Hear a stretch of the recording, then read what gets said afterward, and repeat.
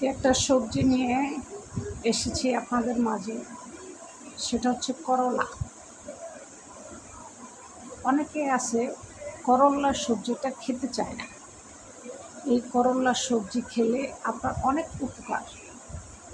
যাদের কোষ্ঠীকাঠিন্য আছে এটা দূর করে করলা খেলে। যাদের রক্তের ঝামেলা আছে আপনার রক্তকে পরিষ্কার করে। যাদের পেটে কৃমি আছে করলার রস খেলে কৃমি দূর হয়। যাদের চুল পড়ে যায় করলা খেলে আপনার সেই সমস্যা দূর হয়। যাদের স্কিনের সমস্যা তারা করলা খেলে স্কিনের সমস্যা দূর হয়। যাদের প্রচণ্ড গ্যাসের সমস্যা তারা করলা খেলে দূর হয়। করলা আপনি খাবেন কীভাবে? অনেকে জুস করে খায়, শুধু জুস করে খায়। আবার অনেকে খায় হচ্ছে আপনার সুন্দর করে রান্না করে মাছ দিয়ে, অনেকে খায় ভাজি করে। এখন আপনি কোনটা করে খাবেন? আপনার যদি কিডনির সমস্যা হয় তাহলে আপনার খেতে হবে হচ্ছে জুস করে, শুধু কোনো কিচ্ছু দিতে হবে না। করলাকে ব্লেন্ডার করে জুস করে আপনি প্রতিদিন 1 গ্লাস খাবেন।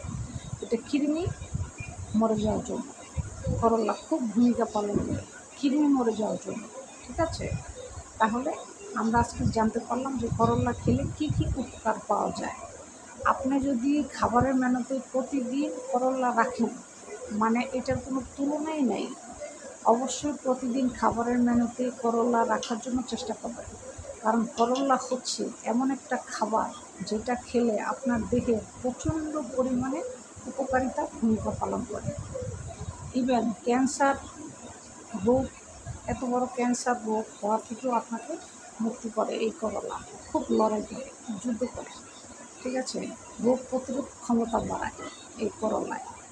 যাদের কোষ্ঠীকাঠিন্য, মানে প্রচণ্ড পরিমাণে কোষ্ঠীকাঠিন্যের সমস্যা আছে, এই সমস্যা প্রচুর দূর করে। চুল পড়ে যাচ্ছে করলা খান। ঠিক আছে, তারপর আপনার কিডনির সমস্যা প্রচণ্ড, মানে কিডনি হয় যে পেটে, সেই সমস্যা প্রচণ্ড, তাহলে আপনি কিডনির এই জুস বানায় খান। কিচ্ছু দিতে হবে না, শুধু করলার রস, এটাকে জুস বানায় খাবেন। ঠিক আছে, হালকা একটু বিট লবণ দিয়ে জুস বানিয়ে খাবেন। তারপরে হচ্ছে অনেকে দেখা যায় করলা খায় না। করলা খেলে আপনার খাবারের রুচি দ্বিগুণ বাড়ায়।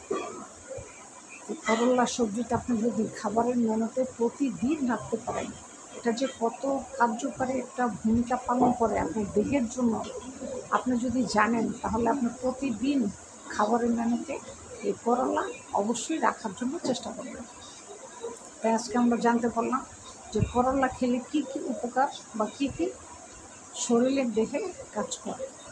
ঠিক আছে, যাদের অনেক মানুষ আছে দেখবেন রাত্রেবেলা জ্বর আসে, গায়ে একদম কাঁপায় জ্বর আসে, আপনি করলা খাবেন ডেলি, আসবে না জ্বর। আপনার গায়ে ভিটামিনের সির অভাব, আপনার এই সির অভাব থাকবে না আপনি এই করলা খেলে। ঠিক আছে, অনেকের আপনার চোখে কম দেখে করলা খাবেন, চোখের ঝুঁকি বাড়বে। রক্ত পরিষ্কার করতে খুব সহযোগিতা করে এই করলা। ঠিক আছে, তাই করলা বেশি থেকে বেশি খাবেন। সবসময় খাবারের মেনুতে করলা রাখার জন্য চেষ্টা করবেন। অত্যন্ত কার্যকারী ভূমিকা পালন করে আপনার হচ্ছে এই করলা। আমরা আসলে করলা সবজিটা খেতে চাই না, তিতা, এই কারণে। আপনার তিতা লাগবে না, আমি আজকে নিয়ম শিখিয়ে দিয়ে ওই নিয়মে খাবেন। আপনি যদি ভাজি করে খান, মানে ভাজা করে খান, তাহলে করলা কুচি কুচি করে কেটে একটু লবণ দিয়ে এটাকে ভালো করে চেপকিয়ে রসটা ফেলে দিবেন। তবে ওই রসের ভিতরেই কিন্তু ভিটামিন বেশি, রসটা ফালাইলে কিন্তু ভিটামিনটা আর থাকতেছে না। ঠিক আছে, এই রসে আপনার ভিটামিন বেশি।